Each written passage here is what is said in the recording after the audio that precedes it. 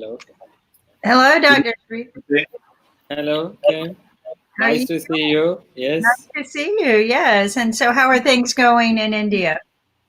Well, there are still an ascent. There is a surge in the number of patients for COVID. So we have despite all lockdowns, the numbers are increasing. So that's the challenge with us. Yes. Right. No, the and that's the challenge we have in the U.S.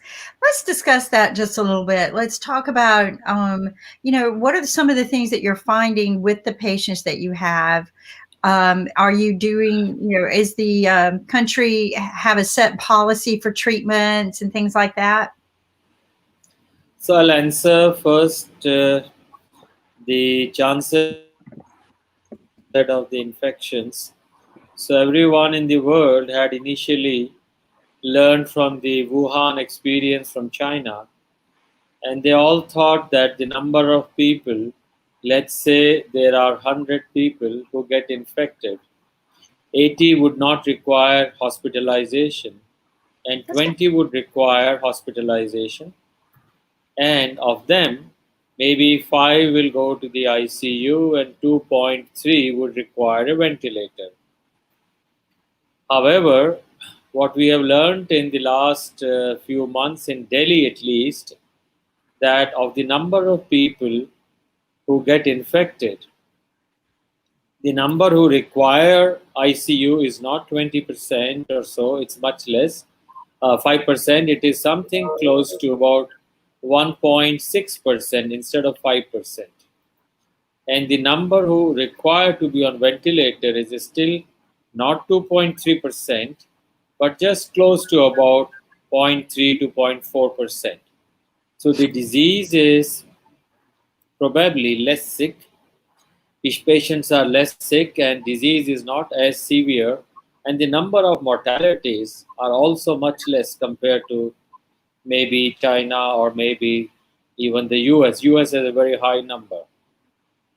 So the crude mortality is just about zero point 0.3 per 100,000, so which is much lower.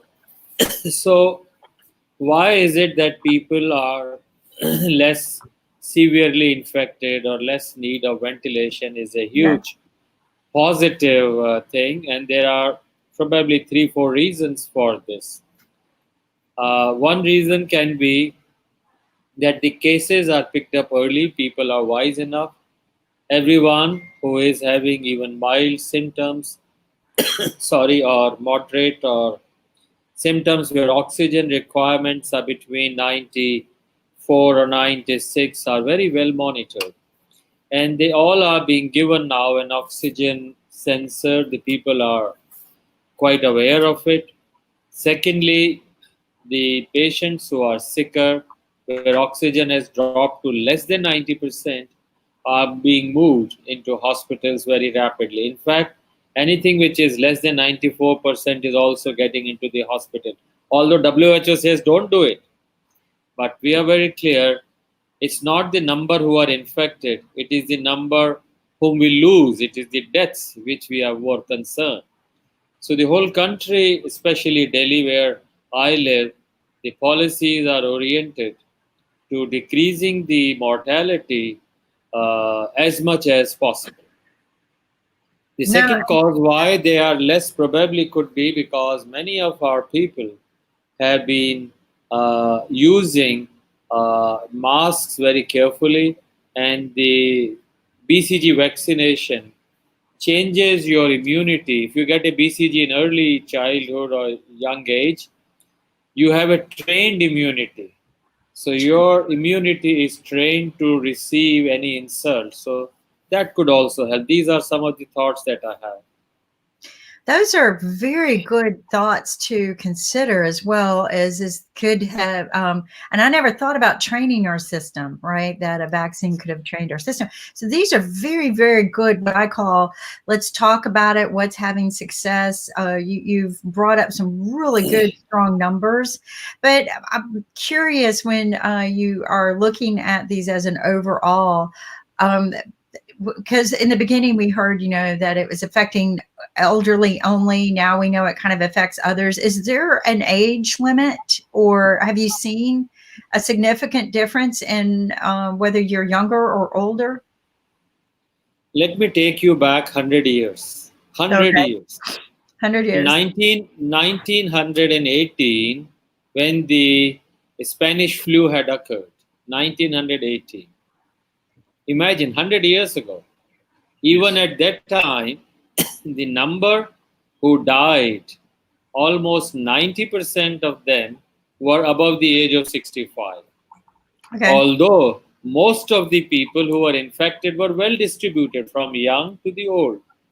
And the same trend is even today. If you have a person who gets COVID-19 disease, I hope you know the difference between the disease and the infection. Disease is complete.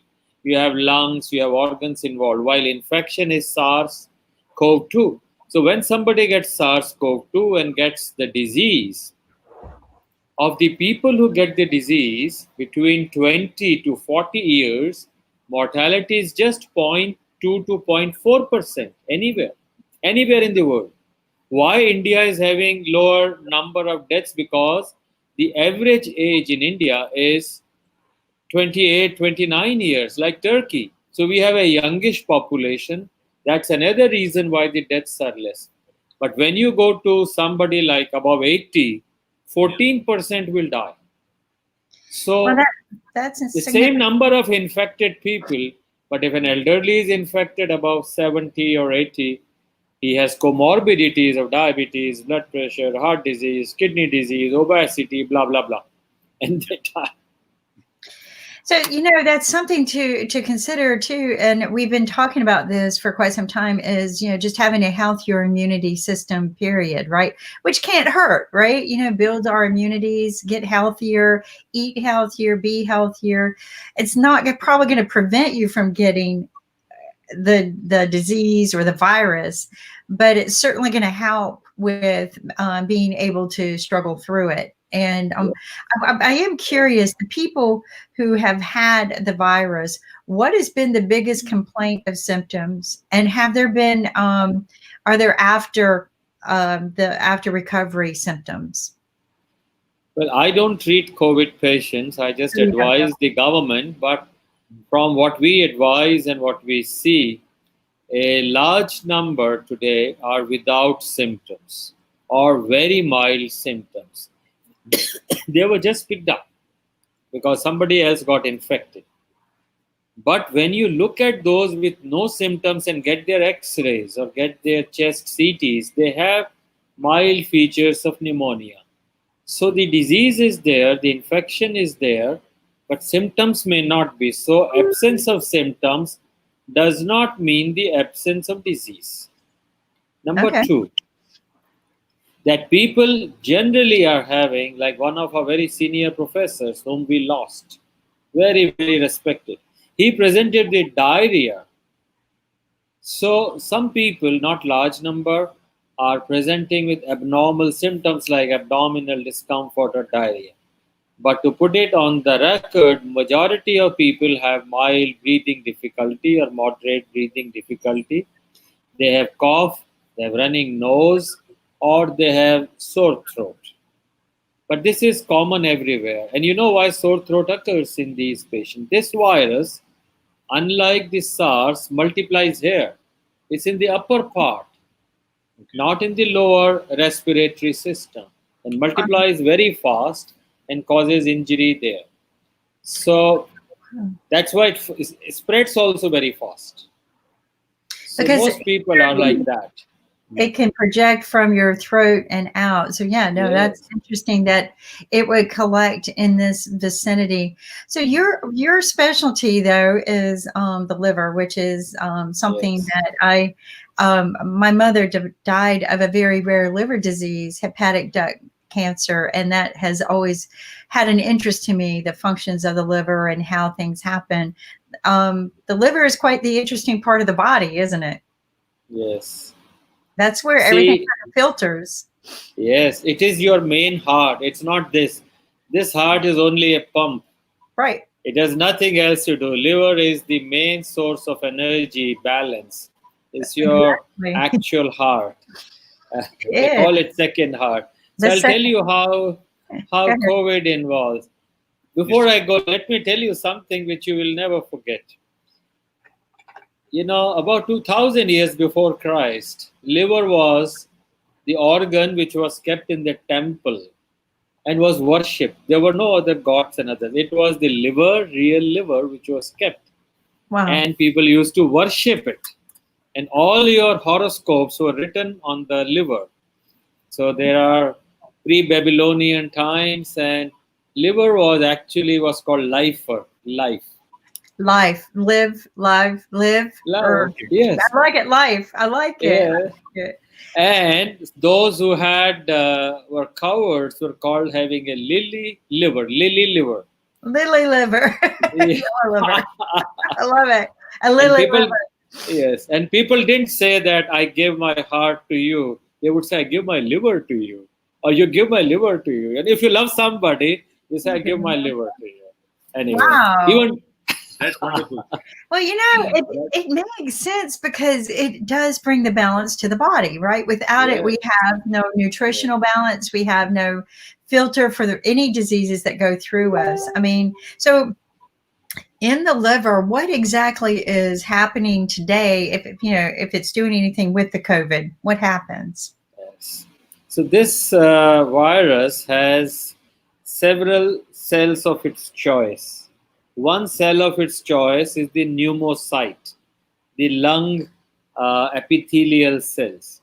But the second site it likes is the cells of the bile duct and of the intestine. So it multiplies in the intestine and it spreads, and also in the bile duct.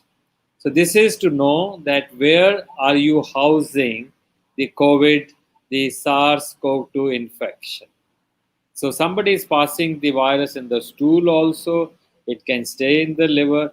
But fortunately, liver is a strong organ. So normally, 10% to 40% of the healthy people, if they get SARS-CoV-2 infection, they have liver injury. The liver enzymes go up, and only about 3 to 5% have a problem.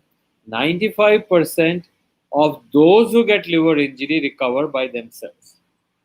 Wow. Number two, about 5% of the world's population either has hepatitis B or hepatitis C or a viral infection. And about 15% are overweight Yeah. of the Obese. world. Obese. Yeah. I mean, in US, it's as high as 30% are overweight. One third of the US has an epidemic of so-called overweight or obesity. So all those who are overweight have a bad liver. So the virus can affect diabetics, the guys who have fatty liver, those who have obesity, and they have the virus. But there is another important group, those who are boozing, the guys who take alcohol, and they also have an effect on liver.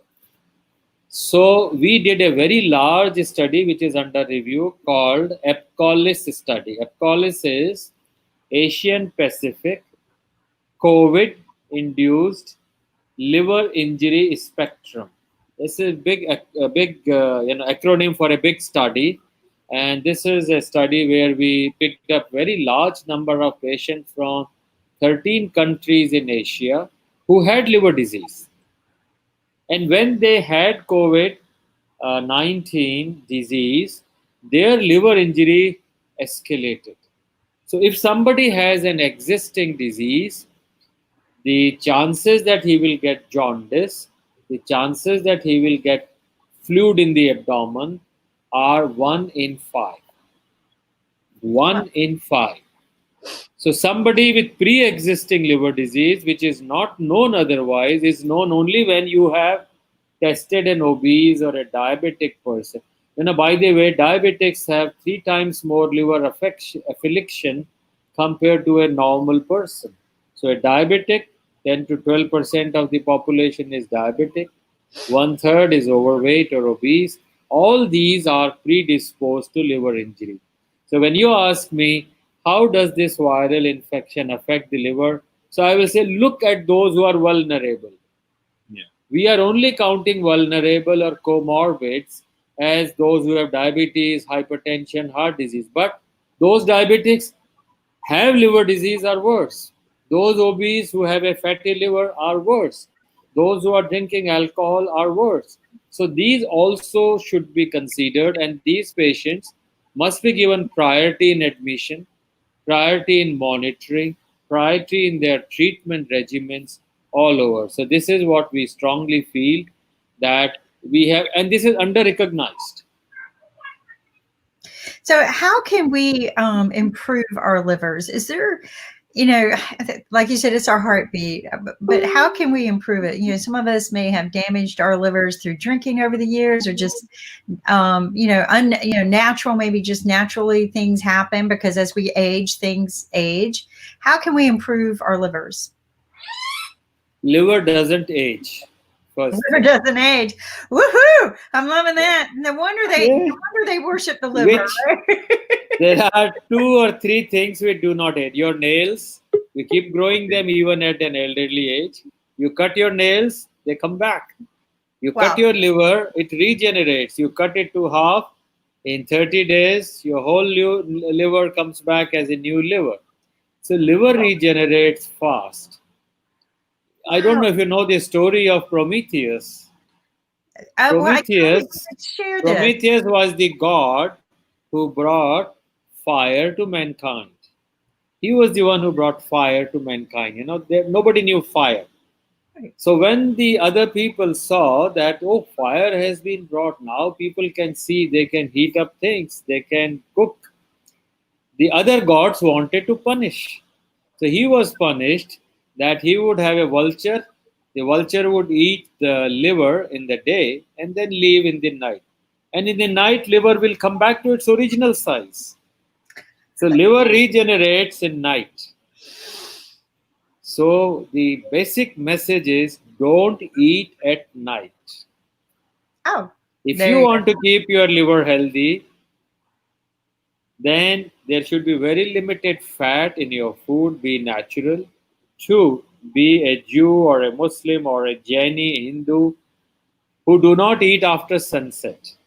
And the 2017 Nobel Prize in Medicine went to a guy who gave the concept of clock genes, how your diurnal, how your sleep, how your rhythm of life is maintained. And it's very clear the same food if you eat in the day and the same food you eat at night, you gain more weight when you eat in night because of that. So to keep liver healthy in simple terms, try to stop eating late. Number 1. Number 2, keep your weight in control. And I'll give you a simple formula and I want you to practice. I want you to tell others. The simple formula is height in centimeters minus 100. If you are 160 centimeters, then your weight should be 60 kg for a man. And for Okay. a woman, make 10% less. Now, if you have that weight, your liver will not have fat. So to keep liver healthy, That's 3 things interesting. are, I never heard that yes, formula.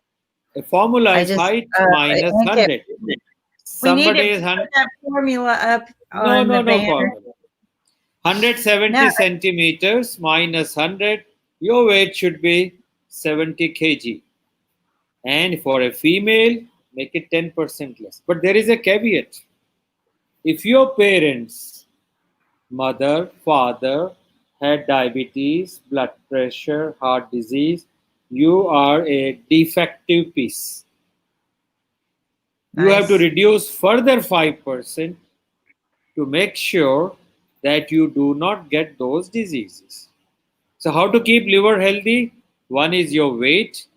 If your weight is good, ideal, your liver will have no fat, you are out of it. Number 2, of course, don't eat when people should be doing other things. 3, You have to avoid insulting the liver.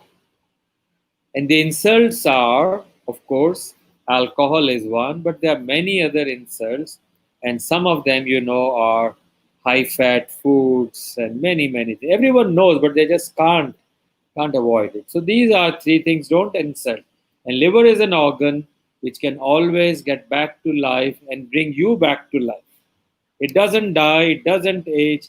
It's the one which has the largest regeneration potential. Even after COVID injury, it recovers like this, fast enough. And I think that's beautiful. But how does cancer affect liver? It's got my curiosity at this point. You have very rightly asked at the very correct time. Liver regenerates. But have you ever seen it going like this? It stops at some time. You cut the liver, it's a 1500 gram organ. You remove 700 grams, it will bring back 700.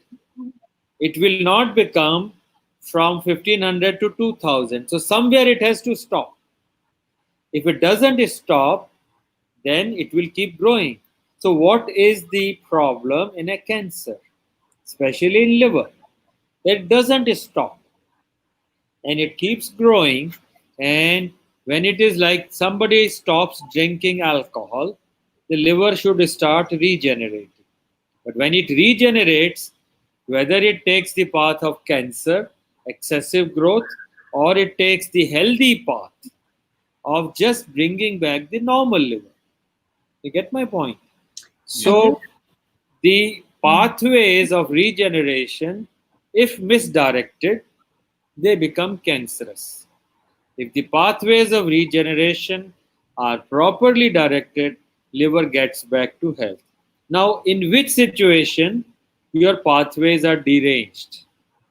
The abnormal pathways will come when people are overweight. Obesity is the number one cause today of getting liver cancer more and more. Liver cancer is the second common cause of cancer deaths today in the world. Second common. And by 2030, just 10 years, liver cancer will become the number one cause of cancer deaths world over. So, if you want to know how cancers occur in liver, there are 3 or 4 common. One is obesity, second is alcohol, third are viruses, and of course, some are genetic, like you inherit. And if you keep your liver fat free, no alcohol insult, you're vaccinated for hepatitis B, well, you can be very well, you can prevent liver cancers. Another important thing is somebody in your family, like your family, mother had liver cancer, you have to get complete testing done. And your children should be underweight. And this is not for you because you are here, but everyone who is hearing, listening to this very important program. No, this is I such have enlightening news. that This was just Yes. so odd because even my doctors were, the doctors were curious because my mother never traveled much, but she was not overweight. She would never drank after the age of 20. She never had alcohol or didn't smoke. Very somewhat healthy lifestyle, but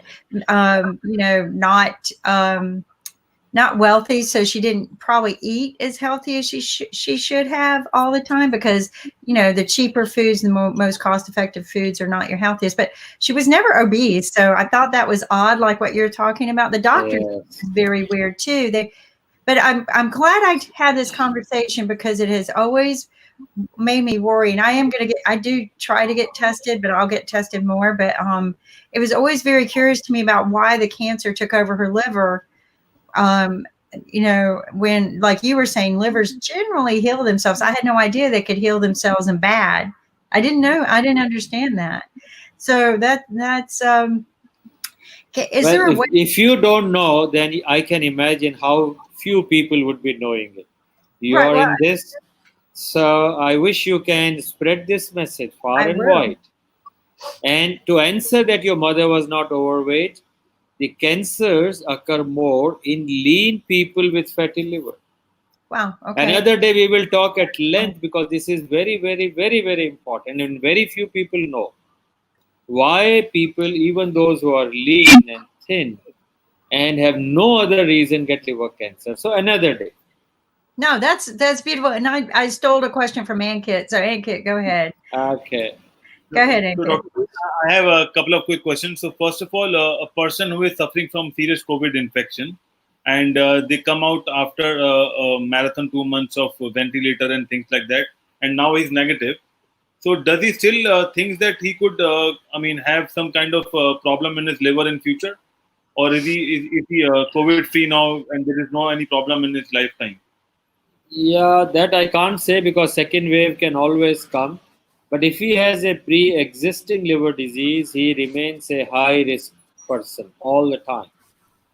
Okay. Because, as I said, the virus multiplies in the bile duct, which is in the liver, and the virus can stay for long.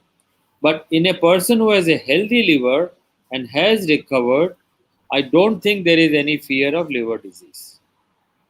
And sir, if a person is, COVID free and they're COVID, they have positive or maybe negative treatments happen after a couple of months. So, is there any lifetime problem in terms of any of these organs will hamper a COVID somewhere, we can think that he's fit and he's healthy to live a good healthy life. So the world has known this virus only for 5 months.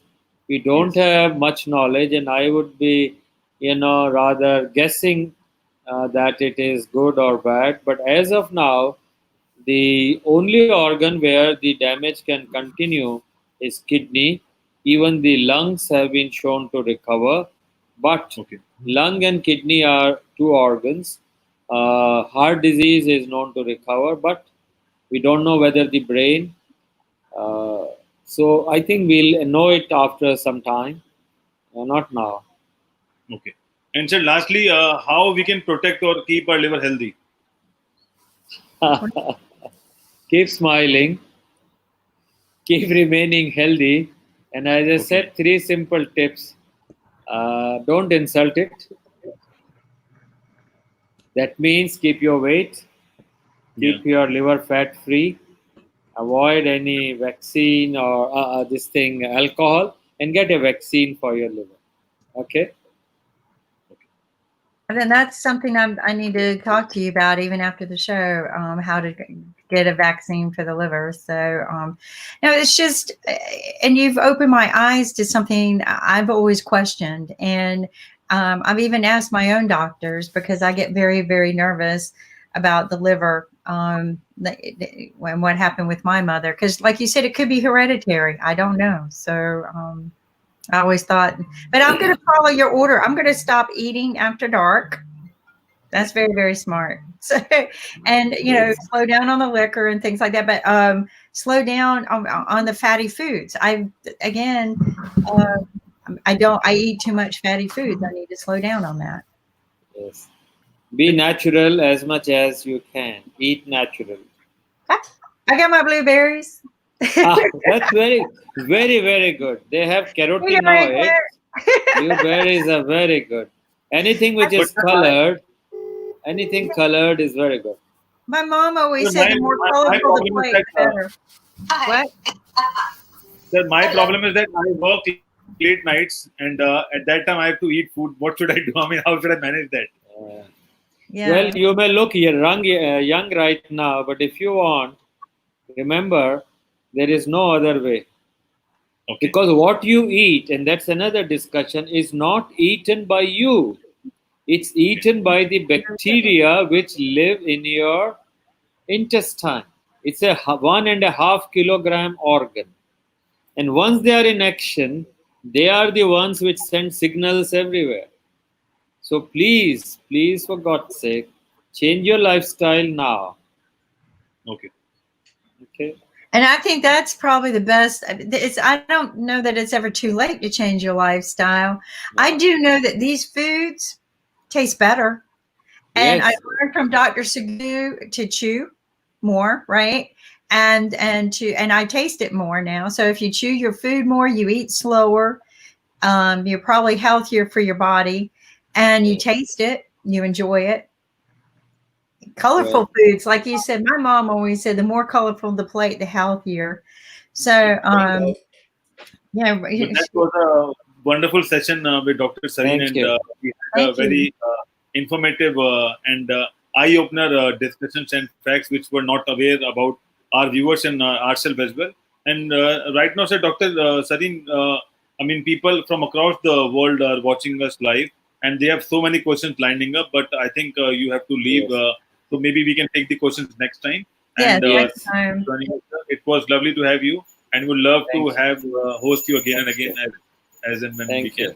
Thank you, you. Angit. Great show and a great team. Thank you. Thank you. Thank you. I feel like I have years worth of answers now. I almost want to cry. Thank you very much. Bye-bye.